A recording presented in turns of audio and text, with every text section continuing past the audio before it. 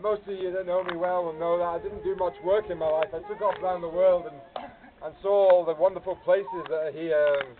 It is such a special place, and I encourage any people that are in this circle that haven't been off and seen some of the wonderful places in this wonderful planet that we have to go and do so, because it's a heaven here on Earth, and it really should be experienced. It makes you grow so much. Without travelling around the world, I would never have been the person I am. Deborah wouldn't have looked twice at me, I don't think, if I hadn't have gone off around the world and become the person I am, become much stronger in myself. When Deborah and I met, we met in Tobermory. Within 5 days or so, we were talking about having children together. That what? Deborah went off back to Italy, where she was living in Milano, and she was tossing and turning about this man she'd just met in Scotland, and I was sitting here doing the same. And what are we going to do? Is it all for real, or is it just crazy? I'm going a lot longer than I thought I was going to go. Bravo! Deborah's driving home one night on a motorbike, just after going through all this stuff in her head, and a barn owl flies across the road. Those who know me, I've worked with birds all my life, very passionate about wildlife. She saw this as a sign, especially since it landed on a little garden shed where I was living at the time when I'd met Deborah. She saw this as a true sign that it was meant to be.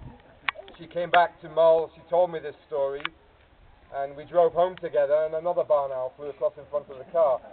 And ever since then, we've been finding barn owl feathers everywhere we go. Deborah's finding barn owl nests with babies. It's our angel, and as long as we keep getting such amazing signs like that, and amazing weather when we ask for it, then I will definitely be with this woman, and I hope it's for the rest of my life. Oh.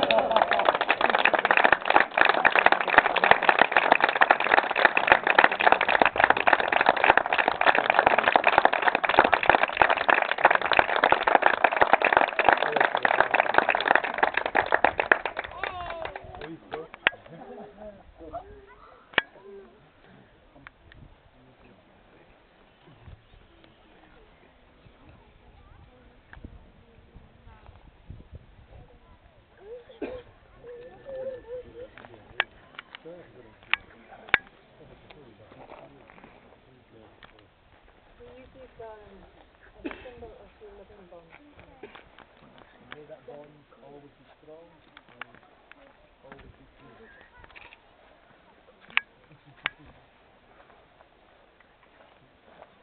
So, ladies and gentlemen, family members, brothers, sisters, cousins, uncles, you've heard Danny and Deborah make a solemn promise to each other to be there for each other for the rest of the days.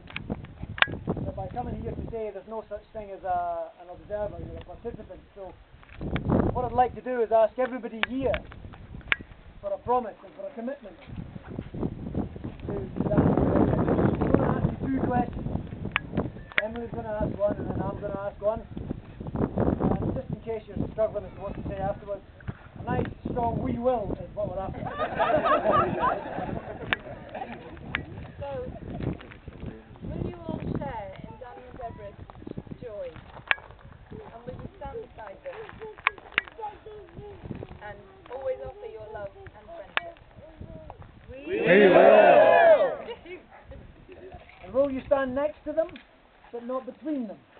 And will you share in their sorrows as well as their joys? We will!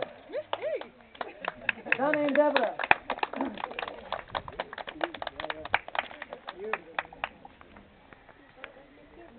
Danny and Deborah, you've made a solemn, natural, fresh air promise to each other.